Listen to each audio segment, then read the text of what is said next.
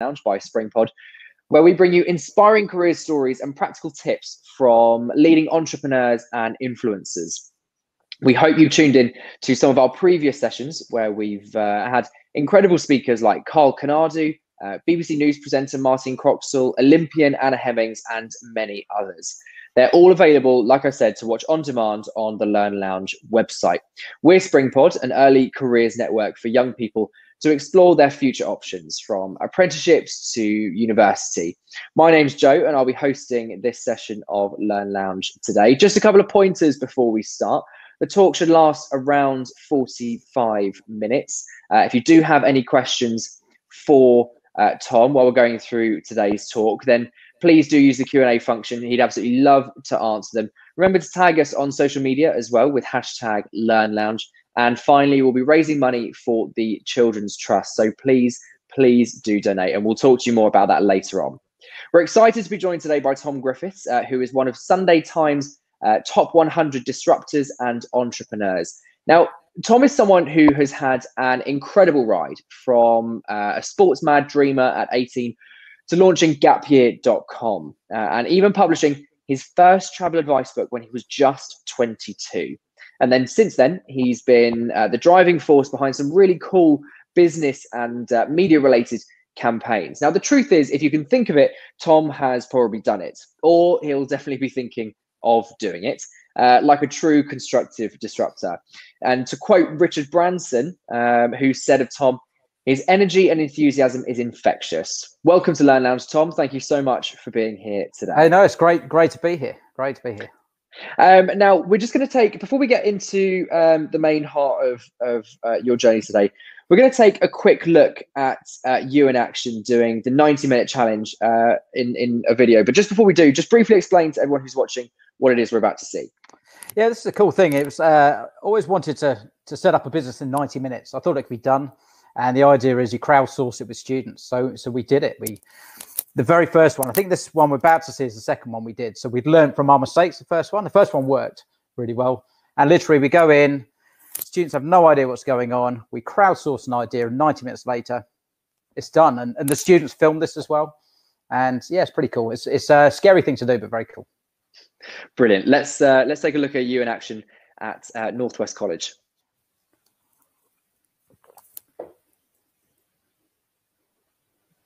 So look, it's very simple. So in 90 minutes, we are going to launch a business, okay? It's a business idea we're going to crowdsource in the room right now. So in a few minutes, if you have an idea or think something is a cool idea, now's the time to say, don't hold back. And that's what today is all about, okay? And each table's got to come up with one business idea, okay? You have 5 minutes, so get cracking. Tell the pitch exactly what this idea is and why it's brilliant. It's a service to supply monthly Lucky Dip box of audio products, merchandise. It's called Audio Box, okay? We have a comic book company. Yeah, selling comic books and advertising them on the website. See, that's great. The Comic Master's cool. Right? Big business here in Northern Ireland, so I love that. What's the business called? Comic Co. There we go. We are going to be launching this. Congratulations. You are now MD of which company? Northwest Music Videos. Good. Round of applause, please. Sales and marketing, digital marketing, design, website, advertising, the whole sort of gamut. And what we're trying to do today is give you an opportunity to have a crack in the real world of doing something like that. We found the domain name is northwestmusicvideos.co.uk. Social media part of it, Northwest Music Videos. At northwestmusicvideos.co.uk. Just like it, thumbs up, thumbs down. We want you to make mistakes. We want you to do things fast. Use your gut feel.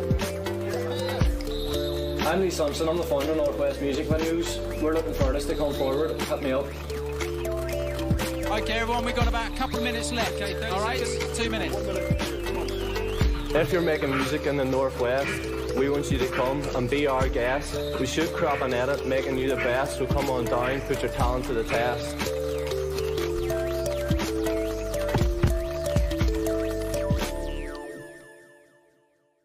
Well, look, we did it here at Northwest Regional College. 90 minutes. We crowdsourced an idea and we took it all the way through to completion. We got a website live, we got email live.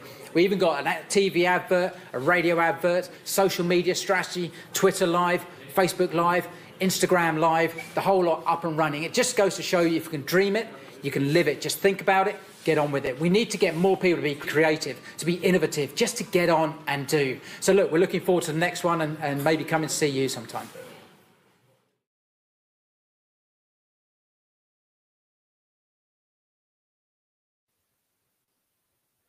And what I really liked about that is I think what's clear to see throughout all of that is your massive sense of a get on and do attitude. It seems very, if you have the idea, run with it and go with it straight away. Would you say that that's how you've lived your basic entire business life?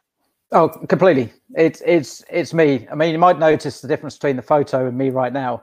So lockdown, we got an opportunity to grow a beard and grow my hair. I've never done it before. My family thought, let's do it. So I thought, I've not done it before, do it. I'm doing it. I'm not enjoying the beard side. I'm not enjoying this stuff, but we're doing it. And it's going to become a lockdown exhibit as well. So for an art project. So absolutely, everything I do is about doing that. So, when you look back at the things I've done, there's no rhyme or reason for them. It's just generally a problem's come up, find a solution or get on do. And it was lovely actually watching that back and seeing young Lee Simpson, I think his name was. And he just walked around going, I can't believe this is happening. This is your company. This is for real, right? You can launch. This is you right now. And I can't believe this. And the guys, they did a rap as well. And then the guy did a mic drop at the end and he was loving it. We also had a radio advert on that they put together in 90 minutes. And people said, well, could we do this? I said, well, if you want to do it, do it. And what was brilliant about that is that people realize that if they just do it, it works. You don't have to be held back. So yeah, for me, it's that. I'm a bit of an all or nothing guy. I'm a nightmare to live with. My wife will tell you that. I just get on and do. But for me, it's my lifestyle. It's the way I love to be. It's going to be almost 22 years next month that you set up the Gap Year Company Limited back in July 1998. Let's talk a little bit more about how things started out for you, because that does kind of relate to the get on and just do attitude. How did the Gap Year come around? 22 years. I mean, the lesson there is it's like yesterday. So anyone who's young now thinking, life's ahead, the point is get on and do. How it came around was that it actually started when I was 11. My brother took a gap year, went to Australia. He came back. He had photos of bungee jumps and things like that. I thought, right, this is what I've got to do. And yeah, that was it. I was determined I was going to take a gap year. Ended up taking a gap year. I worked in McDonald's to earn my money and headed off around the world and did a typical round the world trip. Had a fantastic time, and it really opened my eyes up. I was just young, not particularly worldwide savvy guy. I was probably overconfident, not really to the ways of the world. And it was brilliant. I saw poverty. I saw real things that we didn't get back in Suffolk, where I was from. And I just got an understanding of the world. I met interesting people. And then it continued from there. And the short version, I went up to university afterwards, Manchester. I did economics. And I kept traveling. So I would earn whatever money I could earn. So I randomly picked up a didgeridoo when I was out in Australia. And I thought, I wonder if I could play that. I got taught by this Aboriginal guy who taught me to play it. And then when I came back and started busking, people had never seen that before. So I earned really good money. So I was doing that. I was working bar jobs. I was doing anything possible, earn my money, and then I'd travel.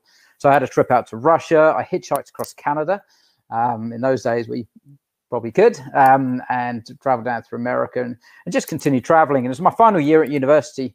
Friends of mine kept saying, how do you do this travel thing? Because they were thinking of traveling. And I just kept saying to them, do this, do that. This is how you pack a backpack. And I thought, well, I was sitting on the loo one day, genuinely, and had this eureka moment for a book called Before You Go, which is ironic for where I was, and came up and decided this is it. And I started writing a book called Before You Go. And I thought if I could write a book that I would read about how to travel, then we'll do it. And it was all about how to pack a backpack, how to buy insurance, and yeah, so it went from there really. And you published that in 97, but then you went on to win the Times Young Travel Writer of the Year award off of that book alone. So having done that and written that book, did you think that the next obvious step was, let's take this further? Or do you just think the book is enough? I had no idea. I didn't even know why I was writing a book. I wrote the book. And and the book came out. So I got Michael Palin, who a lot of people won't know, but he was very famous in the days, Monty Python guy. And I pushed and pushed to get him to do this foreword, and he did. And then I asked the Times to publish this thing, and they did. And I was like, this is great. And I just kept pushing. I got loads of people saying no, by the way. So it didn't all happen like that. But I just never gave up. And then one thing led to another. Next thing, I was appearing on TV and radio, and people saying, tell us about backpacking the world. I was like, yeah, that's brilliant. It's an amazing thing. And then it sort of then progressed on. And in those days, we're talking, I mean, to give an idea, I mean, even though Google was invented in around 98, it didn't really come out till about sort of 90,000 properly that people were using it. So we're talking pre-Google at this stage. So we heard of this thing called the internet was sort of happening. So I didn't know about the internet. So I met this guy who sort of knew about internet. So we started going to that, produced a magazine. We just, anything that people wanted, we just kind of did. And in those days we had no money. So we slept on an office floor, and we literally ate nothing, and we just grew it. And I think that was the thing. Suddenly people were reading the magazine. I was going to schools to do school talks. People coming onto our early website. You know, we had 25,000 people in those days, which, considering websites weren't around, that was a good number from the really early days. And it just progressed, and no idea what we're doing. We just did it, and it worked. And then people loved what we did, and we were we just did our thing, and we were very true to what we did. We told people ins and out, warts and all, what it was all about. And yeah, but there was no rhyme or reason, no plan, but we just went with it. Whenever there was a problem, we found a solution. And I think as well, quite a lot of people are going to be here watching today because, you know, they feel like they may have entrepreneurial spirit, or, you know, they've got an idea that they want to get going and, you know, be the next big thing. From your experiences, having set up, you know, a large company like you did back when you did, what advice would you have for those people now? Well, I think the first advice is everyone assumes I'm going to encourage people to be an entrepreneur. Most people, I discourage them because they watch Dragon's Den and they think that's what it's about. The reality is in life that loads of people lose homes, they lose mortgages and things like that. It's almost like a gambling thing. People, they get so convinced with this ridiculous idea they've got that they go to the ends of the earth to fight it, right? So generally, the entrepreneurial side of things is if you see there's a problem and you have a solution, go for it. So we did things like we realized early on that there was no travel insurance for gap years. In those days, you would get floodwater damage to your home, kenneling fees, which is not relevant to your average 18-year-old traveling around the world. So we went to, well, they were Midland Bank in those days, then HSBC, and then finally with Boots, and we helped them launch a gap year travel insurance. So that was a problem that we found a solution for. And we did various other things like this over the years. So we created a card with MasterCard, a prepaid card, very early one. Same sort of thing. People needed, they couldn't get access to credit cards, or credit cards were insecure. So we developed the prepaid cards and things. But if you have an idea and you think, right, I've got this incredible cucumber slicer that's going to change the world. It's going to be amazing. People are going to really, you know, so I think you've got to have a bit of sanity on that. But then also we talk about the entrepreneurial side of people. Sometimes it's called intrapreneurial behavior. And you don't necessarily need to be a Richard Branson or Lord Sugar type figure to be an entrepreneur. It's more the concept of whatever job you're in, it might be marketing, engineering, whatever, is having this feeling of looking at something and thinking, do you know what, I think it could be done better, and not just going home and hoping someone else will do it. Being brave enough, having that courage to say, do you know what, I'm going to figure this out. And generally that's around if you have a passion. If you're really into this, you'll do that. You'll go home and develop the idea. And talking of people's attitudes, you've been known to say a lot that it's important to stay grounded and never be arrogant. Because you had a bit of a run-in with someone at MySpace, did you not? Yeah, well, that was an interesting one. It was I had less of a run-in, but the story there was that we were a very early social network. So the basics of ours were back in 1998, so a very early one. And we knew the guys who ran a thing called Face Party. So if you never heard of Face Party, look them up. They were pretty much the first ones back in about 99 who hit 1 million young people, right? And that was huge in those days, you know, 1 million young people. So, and then it was about, I'm going to get my dates wrong here because I'm an old man now, but it's about 2005, 6, something like that. And I was at a conference and I shared the space, shared the stage with, he was like I think he was the marketing director of MySpace. And I told him about Face Party. And he said, quite arrogantly, he said, oh, well, they didn't see us coming. Okay, fair enough. And then he was speaking at this event. And so it probably was about 2006 because someone then showed some research and said, well, there's a thing called Facebook, which is coming up. And they challenged him and they said, our research shows that people are going to use Facebook over MySpace. And he just didn't listen. And he was like, no chance. We're MySpace. We're the biggest. We're the best. And they were. So a few years later, would have been about 2 years later, 2007, 8, something like that. I shared the space with the head of Facebook UK or someone like that. And I told him the story about MySpace. He goes, yeah, but they didn't see us coming. Okay. So, and then a few years later, I met the guy who actually bought MySpace for News Corp. Bought him for quite a lot of money, but then they made their money from it and sort of shut them down pretty much. And so I learned really, the lesson there was that you may be big, you may be impressive, but you know, you really got to keep looking up. Don't have the arrogance, and even to the biggest people. But I think, yeah, the grounded is no matter what you do in life, engineering, marketing, plumber, whatever. Try and keep your feet on the ground. I think that's quite important. And how do you look at the idea of someone's image in business? Do you think that it matters, you know, whether or not you're turning up to a business meeting in, you know, the best suit possible, or whether you wear the suit that you've worn forever, or, you know, your banger of a car turns up outside these glam offices? Yeah, so it's a good little story, that, because the answer to that is you need to adjust to the surroundings you're in. Okay, so if you're in a corporate world, you will adjust to the corporate world. As an entrepreneur, you can be different. But I think corporate or not, my view has always been to be me, to be happy being me, to be confident being me. Sometimes you might be the only person dressed like that. And the story you're talking to is quite a great one, where we developed what became a gap year bank account with HSBC originally. They couldn't develop the technology behind it, so we started working with Barclays and to develop this. So we went to Barclays head office, and it was myself and my business partner. We had this beat up old car. It was the most hideous car. Someone actually spray painted on it. It was an old big old Rover, and it really was the most horrible thing. And we were a bit proud of it. It was like, oh, here come the Gap boys. But yeah, it was a little bit embarrassing. So if we went to corporate events, we would hide it out the way. So we were there at Barclays, and we were meeting the marketing director. So it was quite an important meeting for us. So they said, oh yeah, come to the car park. So we came to the car park, and to our absolute fright, we were the first two spaces right at the front by the door. So we parked the car, went in, and thought, okay, get out the car, get in, had the meeting, came out, and the battery was flat. And we thought, this is not good. So we had to get it out of there. So a guy got in his car near us in a massive, incredible Porsche. And we did jump leads off the right in front of everyone as people were coming out for lunch. And instead of getting embarrassed, we just went, you know what, this is us. Yeah. This is us. And I think the reality there is that Barclays wanted us to talk to young people because young people associated with us, right? And that's why it worked. Otherwise, they'd do it themselves.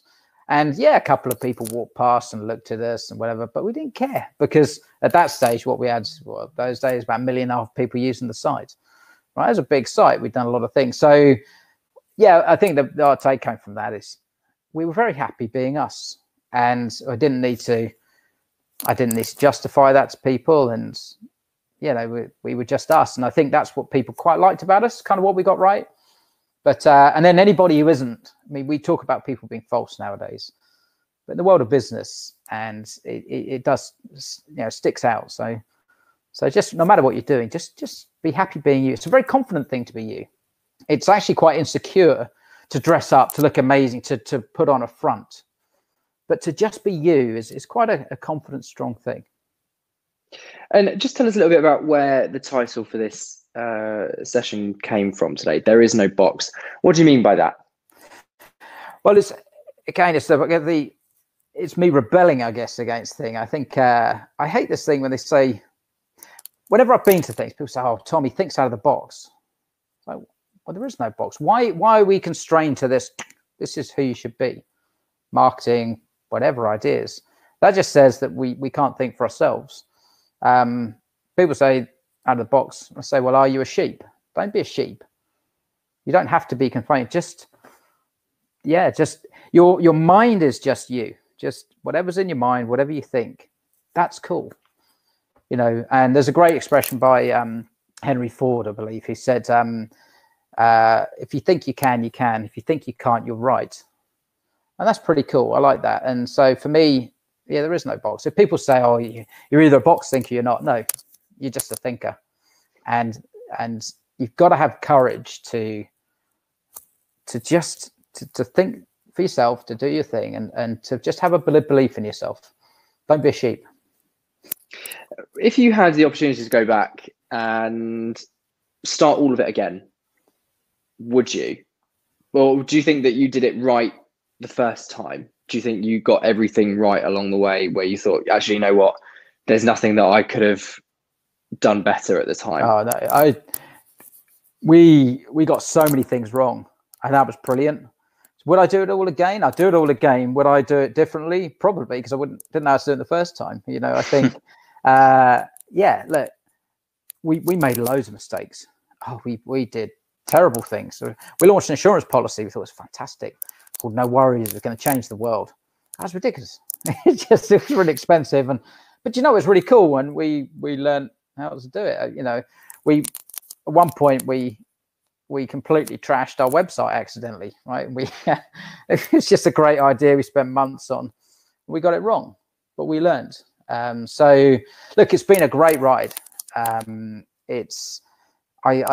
guess I've never sort of had a thing of having a job. I do what I want to do, and I really enjoy what I do. It's been a tough ride. You know, there's been times where we've never had any money, times where we lost it all, times where we've had the roller coaster. You know, we raised £1.5 million when I was 26 years old, right? We've spoken, been invited, very flattered to be invited to speak around the world, and met some really interesting people. So, but I think for me, it's just, yeah, look, it's been interesting. You've got to have fun in this life. I think that's the important thing. You've really got to have fun, and you can find fun in whatever you do. We always say, you've got to seek the adventure in life, whatever that adventure is. It doesn't need to be going to Mount Everest. Your adventure could just be every day when you drive to work, take a different route, right? Your adventure could just be finding something exciting, have the courage to do something exciting. And one of your quotes as well, I've seen you say it a lot before, it's fail fast and fail cheap. And speaking of failure, because there will be a lot of people who are watching, like I mentioned earlier, who, you know, want to start their own business and want to go on to be entrepreneurs. What do you think people should know about failure? Because it's not really the end of the world, is it? No, there's I always used to get asked this. I never really had a proper answer until a few years ago. There was a great little thing that someone did. I think it was an English school. I forget the details, but this art teacher. So this is a genuine thing that happened, as opposed to a nice, we're going to talk about the world. So this art teacher got half the students to draw a picture of an apple, and they said, right, take the entire lesson, one picture. And she said to the other half of this, right, I need you to do 30 versions of this apple. So what happened at the end was that the ones that did 30 versions did better, because they scribbled it out, and then they can do it better and better and better. So they made lots and lots of mistakes, and they worked out how to do it well. Whereas the ones who were trying to perfect something, you know, so essentially for me, it's everything I do is I do expecting to fail, because failure I don't see as a bad thing. Generally, failure is a bad thing because someone tells you that you failed. They say you're a failure, you haven't done it well, or they celebrate your inability to do it. But I go about things thinking, right, you know, we set up an art corridor recently as a little fantastic little project, and we just invent stuff and we put them up. If it works, it's great. If it doesn't, we learn from that. I was even making lockdown, not just my hair is growing and doing stuff. We have projects. I made what did I make? It was like a cart thing. It was like to go on the back of my mower. It was like a cart thing, and I made it out of an old rowing machine and bits and pieces, and I failed badly, right? But then I've got an end product, so I don't have to do it. So I think in terms of the failure, it's a thing about when you're writing documents or creating things, right? You put it out a draft and version control everything. Draft 1, draft 2, draft 3, draft 4. And by draft 10, we're going to be there, right? And you'll surround yourself by cool people who will say, that's cool, I like this way of doing it. And if you find yourself in an environment where people are hitting you over the head with failure, I think you're in the wrong place, you know. And it's a nicer way to work, you know. You don't want people throwing stuff at you, but it's good. It's a good way to learn because you have to make mistakes and embrace those and embrace them in others. I think that's the other thing. If someone has the courage to stand up in front of you and say, do you know what? I've given it a go and I've got it wrong. Stand next to them and say, that's brilliant. I like that. Don't be the one who points at them and hits them with it with the others, right? Because that's just, it's not what it's about. You wrote on the website for gapyear.com, life is a journey. It revolves around the decisions you take, the experiences you have on the way, and the reflections you make on what you've achieved. How would you say that obviously still applies to you now, or has that changed since you started that? God, I used to write some stuff, didn't I? I can't remember that. I think you only have one life. That's a simple thing. And I had that philosophy when I traveled, you know, like hitchhiking and doing these things. And I go at it genuinely like you've only got one crack at it. In my earlier days, they used to call me pious. And I had to look up what pious meant. And then I realized generally it's because I was a young guy who had no idea what I was talking about, but I had a rough idea. It was about doing things. As I get older, I look at my younger self and said, you had no idea, but you sort of got there, didn't you? I think so. Look, it's about I have a philosophy. I want to do general good to the world. I try most days to do something cool for the world. I split my time between making money and doing projects, and it's just what makes me tick. But I think for other people, they might not want to do that, but I don't judge them for that. They shouldn't judge me for it. So I think for young people on your life journey, if you don't know what your life journey is, if you don't know what you want to do, that's cool. That's really cool. Some of the most interesting people I know in their 70s who've done really well in life still don't know what they want to do in life, right? So if you don't know what you want to do, that's cool, right? Follow a path. But generally, I think the accepted view is find things you want to do, find your passion, take the opportunities, say yes more. That's a really cool thing. Someone says, do you want to do this? Say yes. When you're crying out to say no, say yes. And you'll be surprised at where the path leads you. And just generally be good to people. You know, if you're good to people, people will be good to you. And so that's, I don't have particularly philosophies, but that's a general, your path will go. And I think they always say that life's the bit that happens when you're working and making plans. And I'm a big believer in that. You are in life right now, right? So enjoy the time, enjoy the moment. And just for those people who have either just joined us or didn't know much about you, like we said, you created the Gap Year Company Limited in July 1998. In 2005, gapyear.com worked with Advanced Payment Solutions to launch the Gap Year Cash Plus Prepaid MasterCard, one of the first of its kind, first for the backpacker travel market. And then in 2010, gapyear.com became a part of Flight Centre, which I'm sure everyone will have heard about when you're trying to book a holiday. When you do your projects, we've seen that your career with gapyear.com, it evolves a lot and it keeps moving. Whether or not you're a part of that or not, you seem like the sort of person who just wants to do something, complete it, and then you're happy just cutting ties and moving on to something brand new. Do you know what? In the early days, I wasn't. We were climbing a mountain and we didn't know what mountain we were on. We just kept climbing. And then I didn't realize there were other mountains. So my world was Gap Year, completely. I didn't realize there's other things. And then after I finished the Gap Year, then I realized there were other mountains. In terms of starting projects and moving on, it depends. I mean, I set up some arts projects here in Northern Ireland. We've done one in Derry recently and then one in Kilkeel. We started Kilkeel in the Mourns. And they've been fantastic little community projects. The bit I'm good at is getting things going, like the 90-minute startup. I do that, right? And, you know, I just do that with a vengeance. I make things happen. And I get the passion, the excitement. That's me. It's what I'm good at. But then there's a part where people then just need to take over and run it. So I'm the guy who can get stuff done.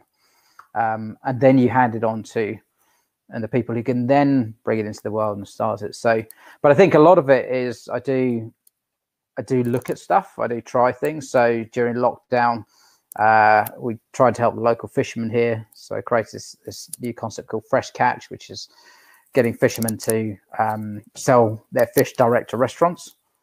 You know, that came out the blue, had to go, figured it out, spent a week, launched it, you know, and that's done this little thing. So I think that's my thing. People come to me and say, right, you know, we need you. Can you set this up? Can you do something?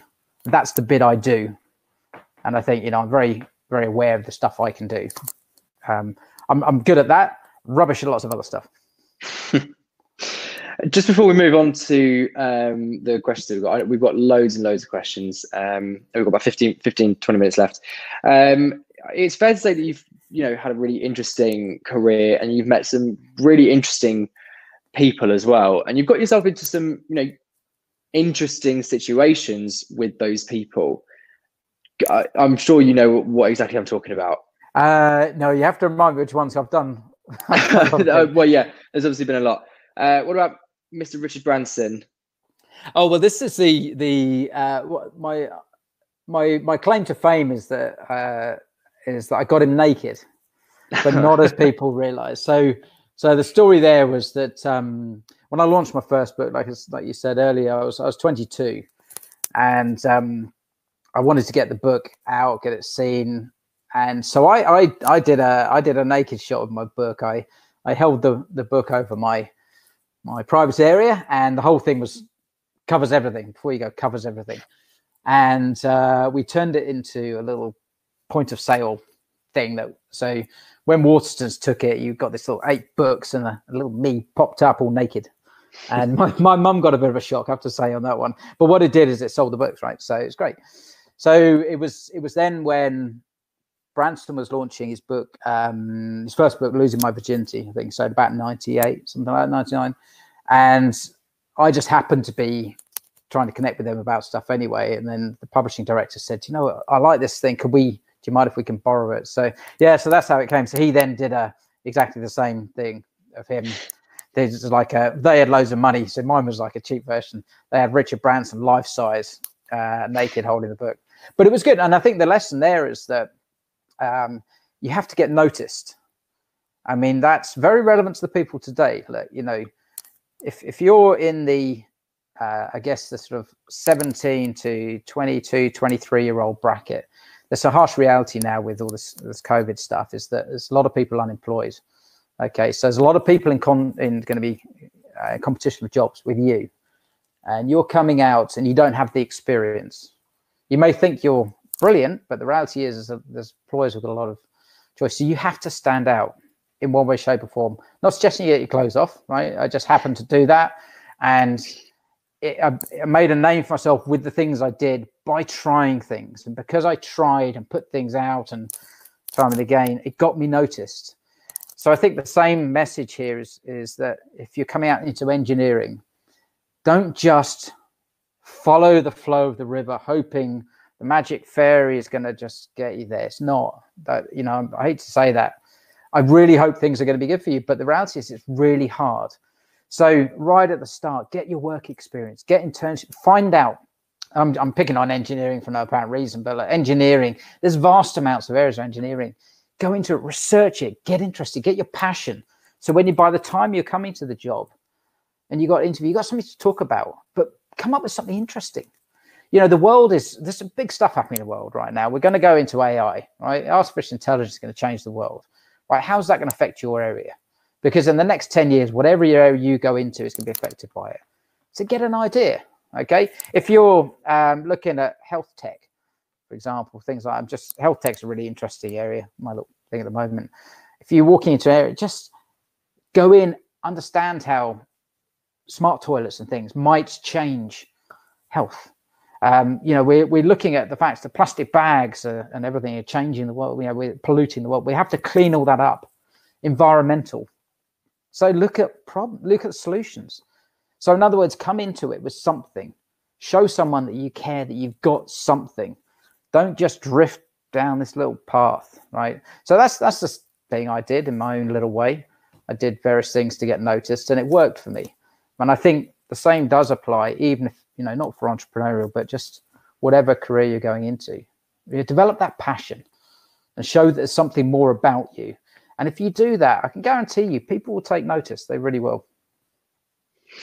Tom Griffiths, thank you so much for having a chat with us today. Really appreciate it. It's been so interesting talking to you. Honestly, we could sit and talk for ages, but we really only just scratched the surface. I think you'll agree with everything that you've done in your life. We have had loads of questions come through, so let's crack on with some of those so we can get through as many as we possibly can. First one is guest 81 has asked, do you have any tips to stop procrastinating or putting off things that you want to do but are really anxious to do? Yeah, it's procrastination is a terrible thing. Generally, I'm going through this. My son won't mind me talking about this. I've got a 15-year-old son who's got me for a dad, right? It's a nightmare for him, right? And so we've just been talking about decisiveness. And we've started where the alarm goes off and he presses snooze. Next time it goes off, he gets up. And for me, it's the first thing you do in the morning. You decide to get up. What he could do, he could decide to sleep on again. And he used to. And then again, and then again. The snooze button will keep going. And you never get up. But what he does is he gets decisive. And what happens now is his body says, as soon as the snooze button goes again, his adrenaline pumps, he goes, right, I'm doing it. And I think starting off first thing in the morning, get up, get out of bed. If you want to get fit, go for a walk, do something, okay? And procrastination is a similar thing where you think, I really should do something. It's like the snooze button. Keep pushing it, pushing it. Stop doing that. Just do it. And I have an ultimate thing, which I've had to deploy during, I'm a bit of adrenaline junkie, bungee jumps and stuff like that. I have a thing that if I count down from 5, they get to 0, whatever it is, I do. And I've never not done it. So I know that I won't start the countdown unless it's going to happen. And it has been for a bungee jump. It has been for adrenaline sports, chucking myself off buildings and things, but also for, I'm going to make this phone call. I call it 10 seconds of bravery, right? I'm going to make this phone call. I'm going to send the email. It's how I met my wife, right? 10 seconds of bravery. I met my wife and the best thing that ever happened to me, right? I'm a very lucky man. So procrastination, you just got to say, right, I'm going to do it. But what you never do with procrastination is not do it. So you just make a decision and set yourself a thing. I've always done it in my life. If I count down from 5, I get to 0, I go, no matter what it is. If I've got something strapped to my back and a massive chasm I'm going into, or I'm going to make a phone call, I'm going to do something, and I always go. And that solves me. If you're terrified, there's a great quote, I think, which I had the same thing, which is, courage doesn't mean you have no fear. Courage means you don't let fear stop you, get in your way. So I think procrastination is generally caused by you're not sure. Just do it. And speaking of just doing it, guest 306 has asked, what factors do you think hold people back from getting on with it? Quite a lot is people. So throughout my life, I was busking my didgeridoos, right? So, and I would walk around looking like a homeless guy with all my kit and stuff, right? And people walk by and say, and I would hear all these things about, oh, he's doing that, but you know what? In those days, and we're talking a long time ago, 1995, 6, I was earning £100 an hour, right? Busking in London with didgeridoos and stuff. It's a lot of money. So you get people saying, if you do that, you're just a homeless guy with an instrument, right? But it didn't stop me. I did things. So I think you'll get parents saying, oh, I would love my son, daughter to be a doctor. I would love them to be a famous lawyer. Whereas you just want to be an artist, or you want to be an engineer, or whatever you want to be. So it's you have to live your life and not. So generally, it's other people holding you back. It's the fear that you're going to stand up and say, "This is what I want to do," and other people say, "No, you shouldn't do that." No, they don't want you to do it. But if you want to do it, just believe in yourself and give it a go. And do you know what? If it doesn't work, that's fine. Because actually you've learned what not to do. You failed. And that's great, because you're not, you think, I want to be an architect. And then you realize actually you're going to be rubbish as an architect. Whilst you're doing work experience, we're rubbish at this. But we have 3 generations of architects in the family. Yeah, well, not you, So I think other people hold you back, and lack of self-belief, and you should have self-belief. Guest 874 has said, disruptor has such a negative feeling associated with it, but in business I see everyone looking for disruptors. So why do you think people think of it negatively if you're a disruptor when you're younger? Well, it's interesting people see it as negative, because that's not always the case, but I see where the questions come from. Look, disruption, it depends what the term disruption is. So if you look at so Airbnb and Uber, for example. Yeah, one of your quotes was Uber and Airbnb weren't the first to do what they did. They were just the best executed. Yeah, there you go. So just if you look at that, so Airbnb and Uber, let's look at Uber. So before Uber, people used to, once I want to get home, get on the phone, and then they call someone who has a pool of taxis and they say, we'll get one to you in the next hour, 2 hours, whenever we can get it to you. Uber completely changed that. So the disruptive side of how you get taxis changed. And then it was all about the driver doing the best they could because they want to get the best reviews and things. Airbnb as well, they just can't do enough to give you a great holiday, which is, so it changed. So disruption element is always been around. In the early days, I was called, people like myself, innovators or whatever. All you do is you start thinking about doing things differently. We were playing with an augmented reality app, and we ran a TV advert on a bank card, right? It's quite cool. Was it disruptive? Only if you do something with it. Only if a bank launches it, right? So the disruptive side is disruption always happens. Disruption is when you literally changing course. So how we order taxis changes course forever. Anyone can disrupt. All you have to do is find out where the solution to an interesting problem everyone has is. But like you say, it's the execution of it. Airbnb wasn't the first. Uber wasn't the first. They were just the best executed. So disruption's great. People like me, we can run around, jump around. Here's fantastic, amazing things, right? But then you've got to have a really good team to execute it. So it's required, but it needs the people behind it. We've got time for just a couple more questions. Guest 615 has asked, how do we start a business in high school? I think if you've got a couple of top tips there on how to get off the ground. Well, you showed the video of the 90-minute startup. If they can, I don't know if you put a link up to that somewhere, and that what you don't have to do is physically start a business company's house. Just get on with it, right? You can build a little website for free, or just use all the free tools. Depends what you want to do. So I met a young lad who, so he would have been 16, I think, or 17, and this is, Young Enterprise is the answer to that, obviously. And he was part of a Young Enterprise thing. And I said to him, he said, I've got a gardening business. Oh, really? How's it going? Fantastic. And he had something like 30 clients, like 3 or 4 staff in this gardening business in Surrey or something. He just got on and did it, right? So the answer is, how do you do it?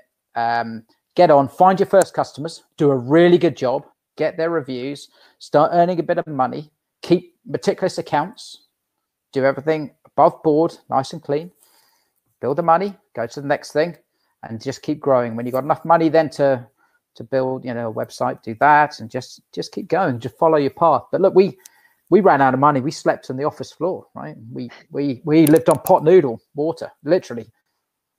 So, and just do what you want to do, but believe in yourself and go for it. Just give it a go.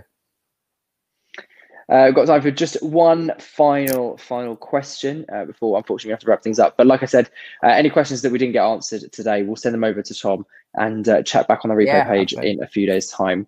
Final question from guest 326. How important is it to start networking at a younger age? How does it help? And any tips to go about it? Yeah, Joe, brilliant tip. Well, my thing is unless you know where you want to go, what you're doing, not necessarily important to network. Okay, it's good to go out and start meeting people and getting those contacts. A really good tip though is when you do start to have an idea. So we're picking engineering for this example throughout this interview. So if you think, right, engineering, I like this area, get onto LinkedIn, do a very open, honest page on yourself. This is who I am. I'm a student. This is what I want to do, but I'm interested in engineering. I'm an engineering student. Do something about yourself in that little intro bit. Tell them about you, and then start connecting with people. And you'd be surprised how many people, senior people in engineering, would look at you and think, do you know what, that was me, and they'll connect with you, right? And then the final thing about the networking is don't waste people's time, but go for that opportunity. And I've met so many interesting people over the years who've I met a very famous photographer who did a work experience placement with a very famous photographer, learned from the best, and then networked around then. So I think that would be the answer. If you definitely know what you want to do and you find people you really admire, and see if you can get some work experience with these guys. Don't waste their time. Don't ask for money, right? And then follow the path. And but yeah, and LinkedIn is great for that. But don't pretend to be who you're not. It's pretty obvious, right? You're a student or whatever. Just tell them this is who I am. I just want to learn and meet people, but just take the opportunities. Tom, thank you once again so much for everything and answering as many of those questions as we could. We'll get those questions across to you. So anyone who's watching, if you ask a question, check back on the page in a few days' time. And make sure you also follow Tom on social media as well.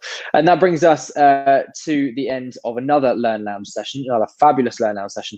Once again, thank you so much to Tom for taking the time to share your journey with our viewers. Just a reminder that we're also raising funds for the Children's Trust, which is the UK's leading charity for children with brain injury. If you consider donating, please do so via the link that's on screen now. That's the childrenstrust.org.uk/donate.